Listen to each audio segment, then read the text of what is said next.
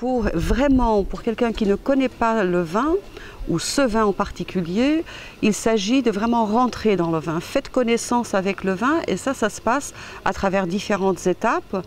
On va sentir le vin en 2 étapes. D'abord avoir une impression générale et ensuite on va aérer le vin dans le verre. Ensuite on va ressentir, on va constater à quel point il s'est ouvert à nous, il va plus s'exprimer et ensuite donc on passe à travers l'étape de la dégustation en bouche.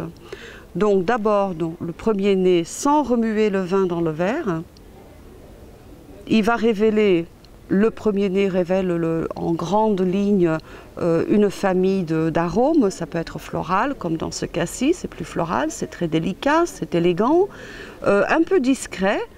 Et ensuite, en remuant le verre, donc en aérant le vin dans le verre, et quand on ressent le vin, on sent à quel point ce vin s'est vraiment ouvert. Donc à travers le contact de l'air avec le vin s'exprime davantage et suivant la complexité du vin, on va arriver sur une famille autre que les fleurs au début par exemple, ou si c'est un vin qui sera d'expression plus simple, nous allons rester dans cette même famille, mais avec plus de profondeur, plus d'expression. Dans le cas du château de Berne rosé, on évolue vers une famille de fruits. On a des agrumes, mais plus spécifiquement quand même des fruits exotiques, avec l'ananas qui est très expressive et la mangue qui est juste derrière l'ananas, donc très rafraîchissant et élégant. Ensuite en bouche, il s'agit de sentir le vin au niveau de la sensation. Quelle est la sensation qui va vous laisser? Est-ce que ça reste direct sur la langue, très vertical, ou est-ce que c'est aussi une sensation sur les joues, sur les muqueuses? Dans ce cas-là, il faut vraiment se concentrer sur ce que l'on ressent, ouvrir ses sens, se laisser emporter.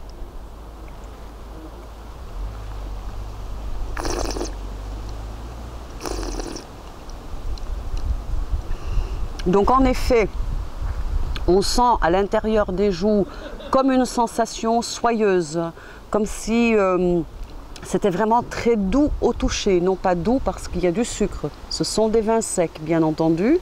Donc ce côté doux au toucher et soyeux, ça vient du fait que ce vin est légèrement gras, ce qui confère une élégance supplémentaire au vin. Ensuite, sur la langue, on sent l'acidité sur le côté de la langue. On sent que ce vin-là a plus de présence, n'est pas aérien, n'est pas léger comme un vin classique le serait davantage. Au contraire, il est présent, la structure est plus présente, on peut la noter, la remarquer davantage. Et ce qui surprend également, c'est la longueur en bouche, c'est la persistance de toutes ces saveurs que l'on retrouve. On reste sur ces arômes, ces saveurs de fruits exotiques avec juste une toute petite pointe épicée en fin de bouche.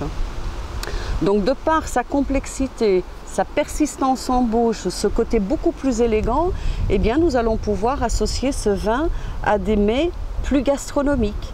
On va pouvoir jouer avec des épices, se laisser aller à une sauce un peu plus élaborée ou une cuisine exotique. Pourquoi rester dans une cuisine provençale?